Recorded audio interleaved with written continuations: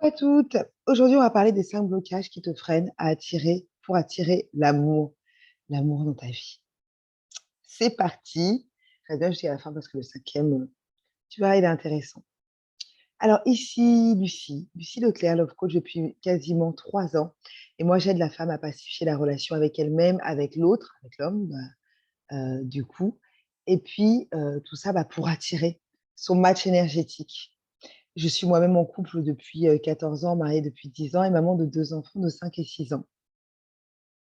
Et on se retrouve ici sur cette chaîne de façon, j'ai envie de dire, hebdomadaire, plus que hebdomadaire, mais au moins chaque semaine, bah, pour partager des tips, des apprentissages, des choses que j'ai appris concernant la relation de couple, la relation amoureuse, de love. Et donc aujourd'hui, on va parler de ces 5 blocages qui peuvent ruiner tes chances d'attirer le bon partenaire dans ta vie. C'est parti. Le premier blocage qui te freine à attirer ton match énergétique, ça va être les croyances que tu nourris te concernant. Et oui, si tu es en train d'avoir un discours intérieur très culpabilisant, très dur, très négatif, ça ne va pas aider à attirer ton partenaire idéal.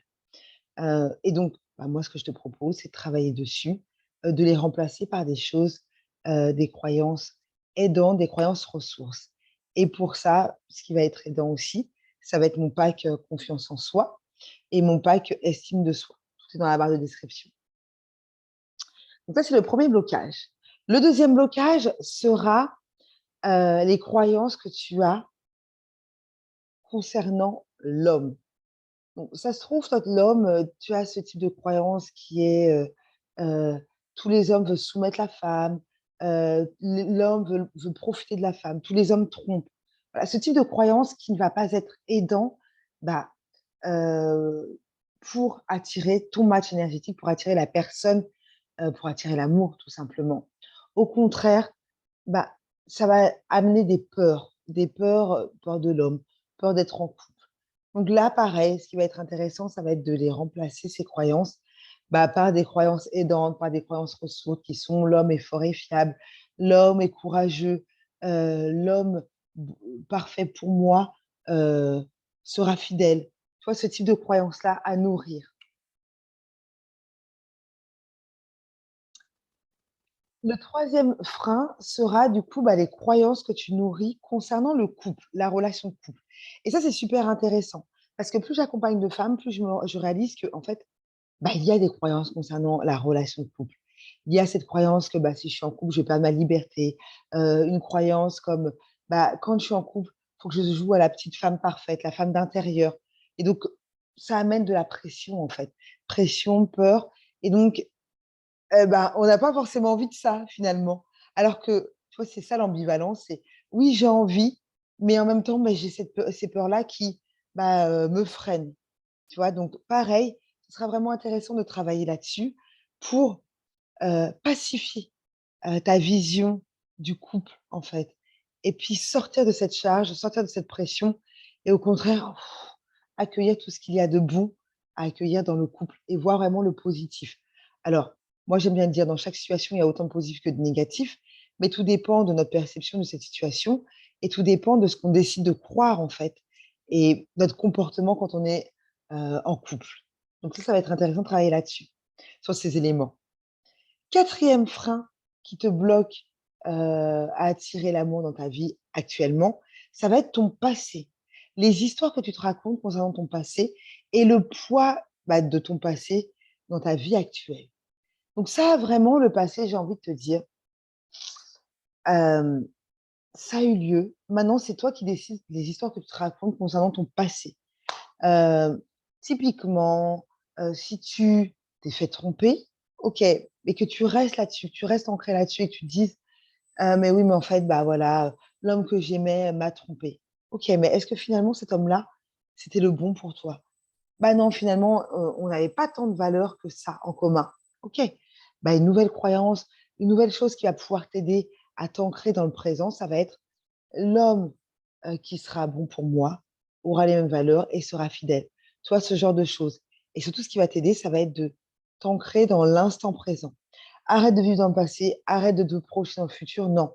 Là, ce qui est intéressant pour toi de vivre, c'est le moment présent. D'accord? La méditation aide énormément. La respiration aussi.